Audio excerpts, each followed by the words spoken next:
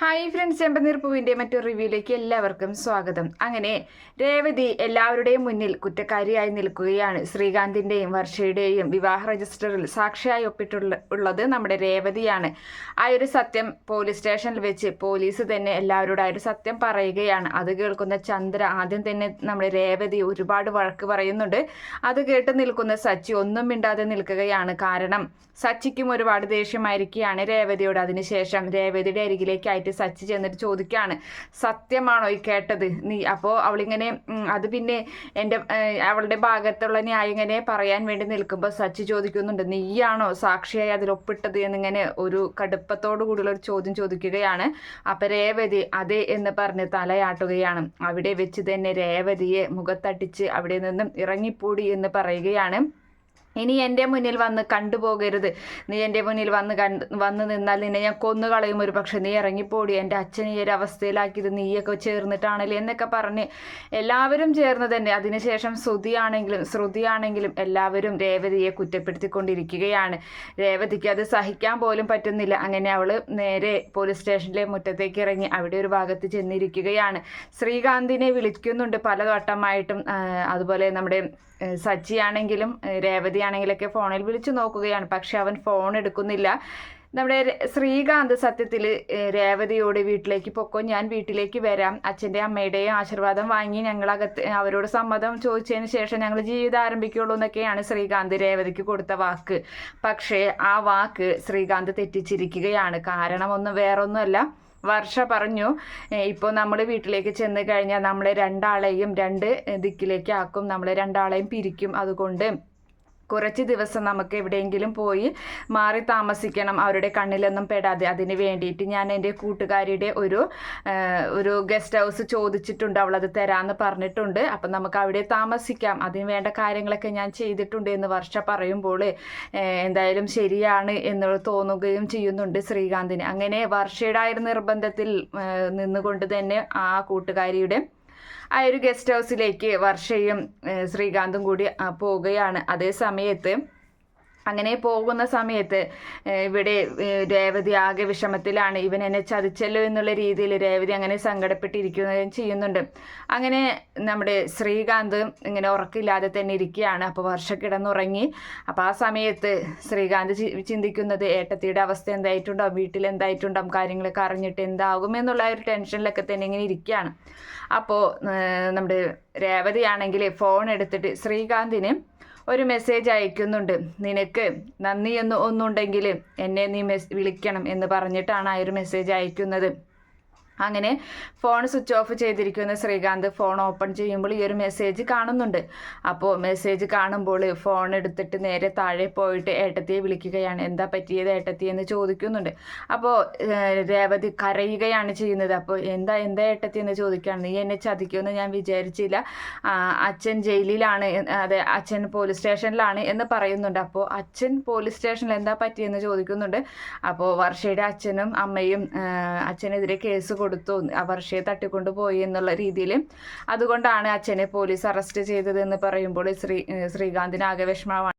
രേവതിക്ക് ശ്രീകാന്ത് വാക്ക് കൊടുക്കുന്നുണ്ട്, ഞങ്ങൾ ഇപ്പം തന്നെ പോലീസ് സ്റ്റേഷനിലേക്ക് വരാമെന്ന് പറഞ്ഞിട്ട്. അങ്ങനെ വർഷയെ തട്ടി വിളിക്കുകയാണ്, വർഷയോട് വിവരം പറയുന്നുണ്ട്. അങ്ങനെ വർഷയും ശ്രീകാന്തും കൂടി അപ്പം തന്നെ പോലീസ് സ്റ്റേഷനിലേക്ക് വരികയാണ്. അതേ സമയത്ത് അവിടേക്ക് രേവതി വന്നിട്ട് പോലീസിനോട് പറയുന്നുണ്ട്, ശ്രീകാന്ത് ഇപ്പോൾ ഇവിടേക്ക് വരും, അപ്പോൾ അവർ വന്നു കഴിഞ്ഞ് കഴിഞ്ഞാൽ അച്ഛനെ പറഞ്ഞയക്കണം എന്ന് പറയുകയും ചെയ്യുന്നുണ്ട്. അപ്പോൾ രേവതിയെ നോക്കി സച്ചി ഇങ്ങനെ നിൽക്കുകയാണ്. അതേ സമയത്ത് വേഗം തന്നെ നമ്മുടെ ശ്രുതിയുടെ അച്ഛനെയും അമ്മയെയും പോലീസ് വിളിച്ച് വരുത്തുന്നുണ്ട്. അവരപ്പോഴേക്കും വീട്ടിലേക്ക് പോയിട്ടുണ്ടായിരിക്കും. അങ്ങനെ അവരാദ്യം വരികയാണ്.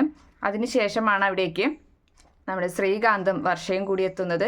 അങ്ങനെ ശ്രീകാന്തും വർഷയും എത്തുമ്പോൾ അവർ വർഷയുടെ അച്ഛനും അമ്മയും പറയുന്നുണ്ട്, മോള് പേടിക്കണ്ട, മോള് വിഷമിക്കണ്ട, ഇവൻ നിന്നെ തട്ടിക്കൊണ്ട് പോയതാണെന്ന് ഞങ്ങൾക്കറിയാം, മോള് ഞങ്ങളുടെ കൂടെ പോര് എന്നൊക്കെ ഇങ്ങനെ പറയുകയാണ്. ഇവർക്കുള്ള ശിക്ഷ അത് നിയമപരമായി തന്നെ കൊടുക്കണം എന്നൊക്കെ ഇങ്ങനെ പറഞ്ഞു നിൽക്കുമ്പോൾ വർഷ പറയുകയാണ്, എന്നെ തട്ടിക്കൊണ്ട് പോകുക, ആരാ നിങ്ങളോട് ഇത് പറഞ്ഞതെന്ന് ചോദിക്കുന്നുണ്ട്. എന്നിട്ട് പോലീസിൻ്റെ മുന്നിൽ ചെന്ന് നിന്നിട്ട് പറയുകയാണ്, എന്നെ ഒരാളും തട്ടിക്കൊണ്ട് പോയതല്ല, ഞാനും ശ്രീകാന്തും തമ്മിൽ സ്നേഹത്തിലാണ്, ഞങ്ങൾ കല്യാണവും കഴിച്ചു, എനിക്ക് 18 വയസ്സിന് മുകളിലായ ഒരു പെൺകുട്ടിയാണ്, എൻ്റെ ഇഷ്ടത്തിന് എനിക്ക് ജീവിക്കാനുള്ള അവകാശം ഈ നിയമത്തിലുണ്ട് അത് എന്നൊക്കെ പറഞ്ഞിട്ട് ആ ഒരു നിയമവും കാര്യങ്ങളൊക്കെ പറഞ്ഞ് അവളുടെ അച്ഛൻ്റെ അമ്മയുടെയും വായ അടപ്പിക്കുകയാണ് ചെയ്യുന്നത്.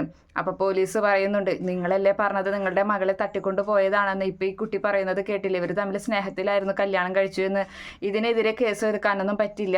ഇനിയിപ്പോൾ നിങ്ങളുടെ നിർബന്ധത്തിന് കോടതിയിലേക്ക് ഈ ഒരു കേസ് കൊണ്ടുപോയാലും അവിടെ വെച്ചിട്ട് ഈ കുട്ടി ഈ ഒരു കാര്യം പറഞ്ഞു കഴിഞ്ഞാൽ ആ കേസ് അവിടെ ഇല്ലാതാവുകയും ചെയ്യും എന്നൊക്കെ പറഞ്ഞു കൊടുക്കുകയാണ് പോലീസ്. അങ്ങനെ സച്ചി പറയുകയാണ്, എന്നാൽ വേഗം എൻ്റെ അച്ഛനെ പുറത്തിറക്ക് സാറേ എന്ന് പറയുമ്പോൾ അതിനെന്താ എന്ന് പറഞ്ഞിട്ട് വേഗം തന്നെ രവീന്ദ്രനെ ലോക്കപ്പിൽ നിന്ന് പുറത്തിറക്കുകയും ചെയ്യുന്നുണ്ട്. അതിനുശേഷം നമ്മുടെ സച്ചി ആണെങ്കിൽ അവിടെ വെച്ചിട്ട് നല്ല അടിക്കുന്നുണ്ട്.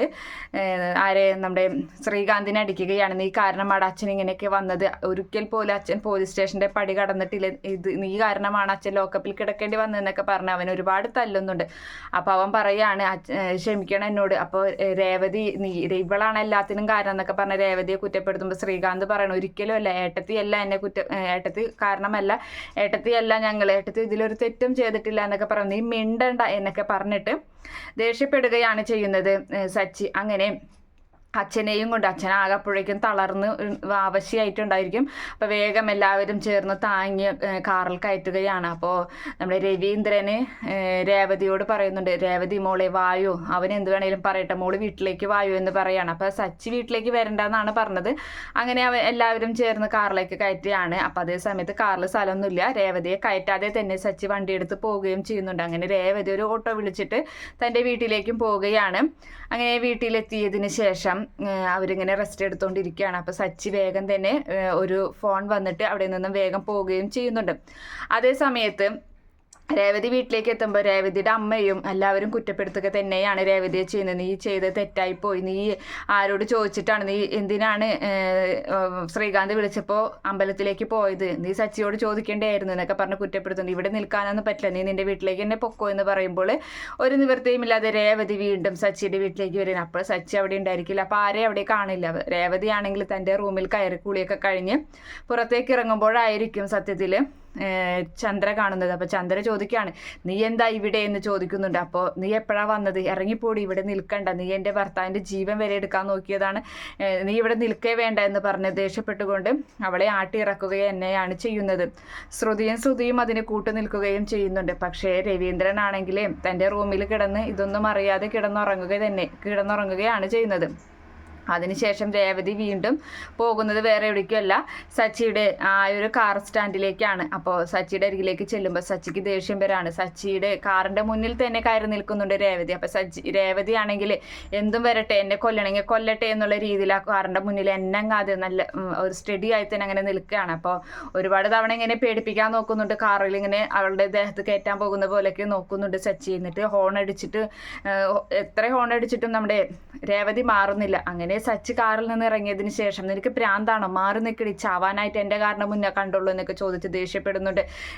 നീ കാരണമാണ് എൻ്റെ അച്ഛൻ ഇങ്ങനെയൊക്കെ വന്നതെന്നൊക്കെ പറഞ്ഞ് ഒരുപാട് ദേഷ്യപ്പെടുകയാണ്. അങ്ങനെ അവിടെയുള്ള കൂട്ടുകാരനൊക്കെ പറയുന്നുണ്ട്, നീ എന്തൊക്കെയാണ് പറയുന്നത്, എൻ്റെ ഭാര്യയാണ്, ഇങ്ങനെയൊന്നും പറയാൻ പാടില്ല എന്നൊക്കെ അവരിങ്ങനെ പറയുന്നുണ്ടെങ്കിൽ അതൊന്നും തന്നെ സച്ചി കേൾക്കുന്നില്ല. അങ്ങനെ രേവതി വളരെ ദേഷ്യപ്പെട്ട് വിഷമത്തോടു കൂടി അവിടെ നിന്നും പോവുകയാണ്. അത് പോകുന്ന സമയത്ത് സച്ചിയോട് പറയുന്നുണ്ട്, അതെ, നിങ്ങൾ ഇനി എന്നെ കാണില്ല, നിങ്ങൾ കാണണമെന്ന് ആഗ്രഹിച്ചാൽ പോലെ എന്നെ കാണാൻ നിങ്ങൾക്ക് സാധിക്കില്ല, നിങ്ങൾ കരയേണ്ടി വരും എനിക്ക് വേണ്ടി എന്ന് പറഞ്ഞൊരു വെല്ലുവിളി, ഒരു ആത്മഹത്യാ ഭീഷണി പോലെയൊക്കെ തന്നെയാണ് രേവതി അവിടെ നിന്നും ഇറങ്ങിപ്പോകുന്നത്. അപ്പോൾ അതൊക്കെ കഴിഞ്ഞിട്ട് നമ്മുടെ സച്ചിക്ക് പെട്ടെന്ന് മറ്റൊരു കോൾ വരികയാണ്. വേറൊന്നല്ല, അതായത് ശ്രീകാന്ത് ഹോട്ടലിലേക്ക്, അതായത് റെസ്റ്റോറൻറ്റിലേക്ക് വന്നു കഴിഞ്ഞാൽ അവിടെ എത്തിക്കഴിഞ്ഞാൽ അറിയിക്കാൻ വേണ്ടി അവിടുത്തെ സെക്യൂരിറ്റിക്ക് വേണ്ടി കുറച്ച് പണം കൊടുത്തിട്ടുണ്ടായിരിക്കും, ഫോൺ നമ്പറും കൊടുത്തിട്ടുണ്ടായിരിക്കും.